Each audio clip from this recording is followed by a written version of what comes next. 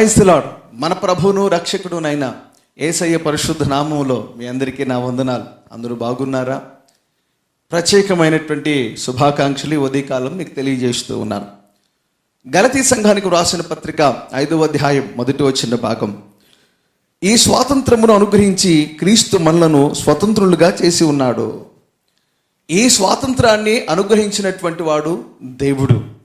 ఈరోజు భారతదేశానికి స్వతంత్రపు దినముగా మనం అందరము కూడా కొనియాడుతున్నాం, సంతోషిస్తున్నాం.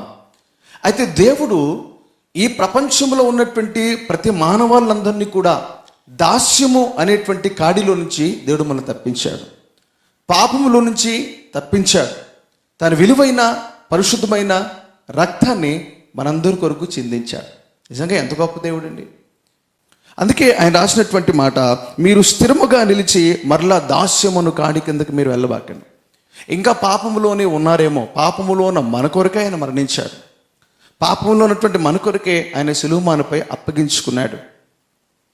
ఈరోజు స్వతంత్రము అని అంటే భారతదేశానికి స్వతంత్రాన్ని చూస్తున్నావు, నువ్వున్న ఊరికి, నీ ఇంటికి, నీ కుటుంబానికి స్వతంత్రం చూస్తున్నావు. కానీ నీ ఆత్మకి, నీ శరీరానికి కూడా స్వతంత్రం కావాలి.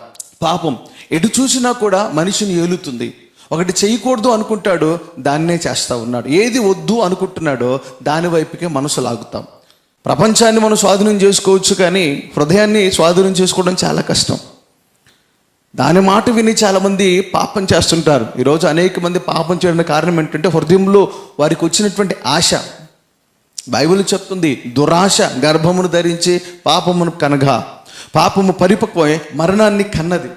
అంటే పాపము పెరుగుతున్నప్పుడు అది మరణంలోనికి తీసుకుని వెళుతుంది. ప్రతి మనిషి పాపం చేస్తున్నాడు అంటే మరణానికి దగ్గర అవుతున్నాడు. అయితే దేవుడు ఏం చేశారంటే మరణంలో ఉన్నటువంటి మనల్ని జీవములోనికి దాటించాడు. ఇది క్రీస్తు ప్రభువారు మనకు అనుగ్రహించిన నిజమైన స్వాతంత్రం. ఈ స్వాతంత్రము నీకు కావాలి అంటే దాస్యం అనే కాడి కిందకి వెళ్ళొద్దు, యేసు ప్రభు దగ్గరికి రా. నా దగ్గరికి వచ్చిన వారిని నేను ఎంత మాత్రం త్రోసివేయని చెప్పాడు. ప్రయాసపడి భారం మోచిన సమస్యలారా నా దగ్గరికి రండి, విశ్రాంతిని ఇస్తానని చెప్పినటువంటి దేవుడు నీ పక్షాన ఉన్నాడు. నిన్ను గొప్ప చేయడానికి, నీ జీవితాన్ని మార్చడానికి, పాత రోత జీవితాన్ని తీసివేసి నూతనమైన హృదయాన్ని, నూతనమైన జీవితాన్ని ఇవ్వడానికి దేవుడు సిద్ధంగా ఉన్నాడు.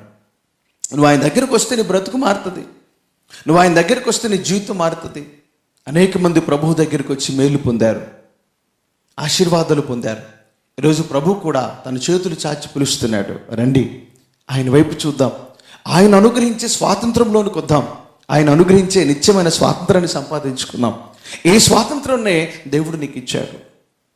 నీ హృదయాన్ని లోపరుచుకునే శక్తిని ఇచ్చాడు, నిన్ను సరిచేసుకునే భాగ్యం ఇచ్చాడు. ఈ భాగ్యం ప్రభువులో ఉంది కాబట్టి ప్రభు వారి వైపు చూద్దాం. తనని ఎందరు అంగీకరిస్తారో వారందరికీ తన పిల్లలవి అధికారం ఉంది, సమస్త లోబోచుకునే ఆధిక్యత ఉంది.